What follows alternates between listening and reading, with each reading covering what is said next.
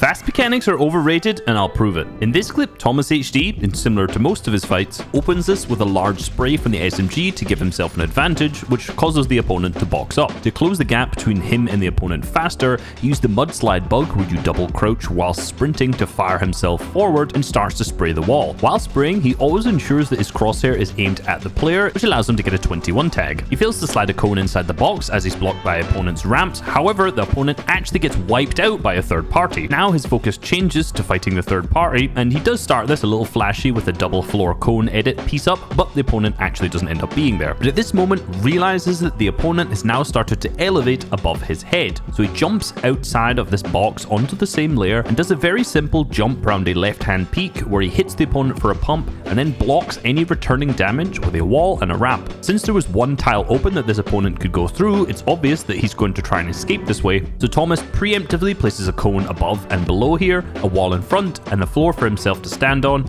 edits a window, and finishes off the fight with a nice pump shot. I know people will watch this and say, how is this not fast mechanics? But the individual mechanics he uses here are all very simple. Here's me, a 29-year-old, replicating these exact moves first try, and then I replicate them again on controller locked to 30 FPS after not playing on the sticks for 2 years. Now, with a lot of the trends from that first fight in mind, watch the fight that happens 10 seconds later. He opens the fight with some SMG damage, causing the opponent to box up. Whilst trying to replace the wall, he slides a cone into the box, this time successfully, however doesn't get the wall, so he instantly re-pickaxes this and grabs it the second time. Now with a cone already inside the opponent's box, he just hits a peanut butter edit peak and hits a big shot to clean up the opponent. A trend that Thomas and a lot of other pro players do is when they edit a peak like this, they never jump to hit connection on the shot. They just make sure they move their body to the left to stand on top of this part of the pyramid to give them the most vision inside the box and the highest chance of hitting the shot. But both of these examples started off with a large beam and an advantage in Thomas's favor. What if he's the one that gets tagged up and has to play defensive? After not noticing that the opponent in this fight mantled up above, he gets tagged for a 51 damage and has to back down and box up. Once that player jumps onto his wall, he immediately places a ramp to create 2 layers of protection,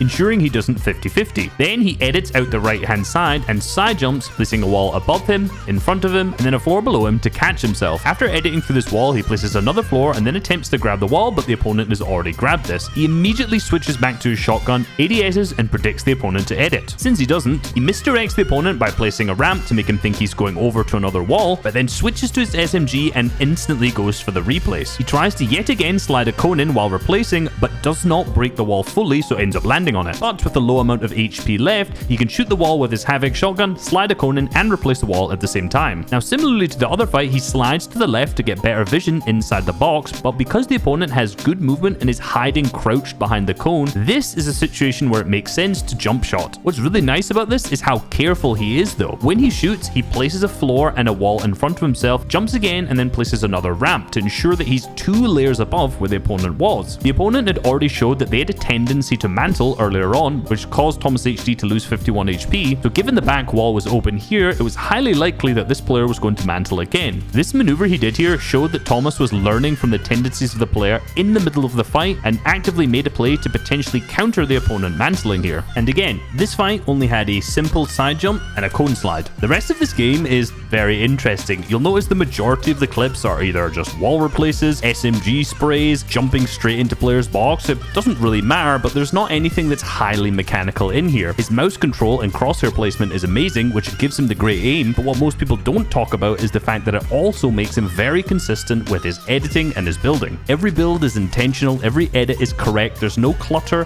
and it's perfect execution with nearly every single attempt. And this is truly what sets a lot of the top players apart, not the fact that they have fast mechanics. This also doesn't mean that Thomas doesn't have fast mechanics. If you look at him in creative, he absolutely does, but in game he doesn't need these, and he managed just to drop a 30 bomb in this solo Cash Cup Opens game without doing anything flashy. Funny he does die though. So you don't need flashy mechanics, but what do you actually need? Well, out of the 30 eliminations, 9 of these were just spraying with his SMG, whether that was at range or he'd weakened them previously and was just finished off by spraying through the wall. 9 of these were wall to wall, so that includes box fighting and cone slides like you've already seen in a few examples. 7 of these were just running in the box and 50-50ing, most of the time with an advantage beforehand, however. 2 of them were just pump angles, aka playing around right hand peaks or jump shots, and only 3 of the 30 of these examples were a bit PC, whether that was the double floor cone, but there was server lag so you can't see that. This one example that I already did a big breakdown on earlier earlier, which we already know isn't necessarily that complicated, or this elim where he drops down and grabs this wall in front of the player and one pumps him. So the most important part, unsurprisingly, is that you need to be more consistent with your aim, which will also help you open fights, weaken players up, and make sure they end up boxing up, which gives you the advantage to either go wall to wall with them